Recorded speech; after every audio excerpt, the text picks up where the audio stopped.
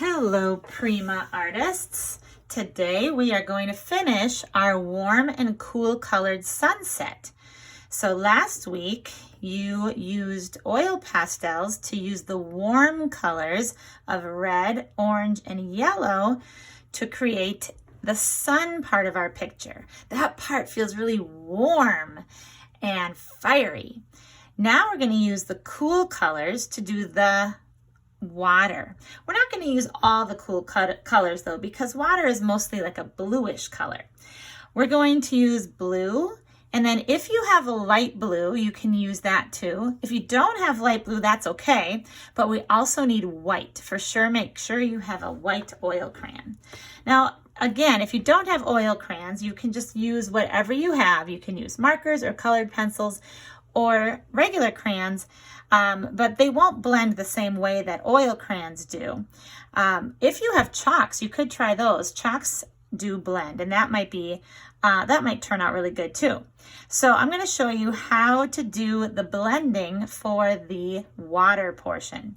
First, you're going to start with making sure you have a placemat or a messy mat under your paper. You can just grab a piece of paper that you don't mind throwing away afterwards to make sure you don't get any mess on your table. All right, we're going to start way at the bottom of our picture, and right along the edge we're going to color a nice dark blue line of oil crayon. Now make it nice and thick, go over it a couple times, then leave this space white. Now hop up to the black line and trace it with your blue crayon, and then go over that a few more times, color it in nice and dark to get it thicker. Sometimes my students only color a little bit. I need you to go over it again and bring it up so that it's thick. See how far up it goes? Okay, now there's one more spot you need to color dark blue, and it shows up in 3 places. So it's going to be over here, color this spot dark blue, and then right here, this spot, and then this is the last spot right there. Now, if I go too fast, you can just pause the video and catch up. Okay, now I'm going to take my light blue. If you don't have light blue, you can wait a minute and then skip right to the white color. But I'm going to show you how to add the light blue on top of the dark blue. So there's one section, and you can kind of go up and down a little bit to start blending it right away so it's not so stripy. Then I'm going to color another layer on top of the dark blue, bring it up a little bit, and then I'm going to go back and forth to start blending it up and down vertically. And then I'm going to do this space and this space and this space. Okay, now it's time to blend it all up into the tips of the waves with the white crayon. So this time I'm going to add a little bit of white here just to kind of get it started, but then I'm going to go back and forth across here using an up and down vertical motion, up, down, so that I can bring some of that blue color up into the white section. You can see it's starting to blend.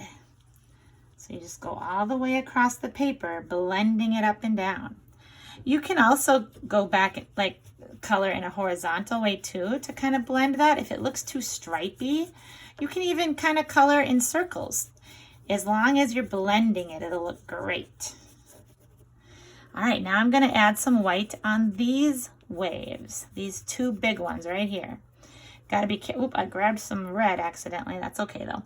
So now I'm going to go up and down, get some of that blue brought up to where the tips of the waves are. Gonna blend this a little bit better. It's got to color over the whole thing. Don't go up into the sun though, only color the water.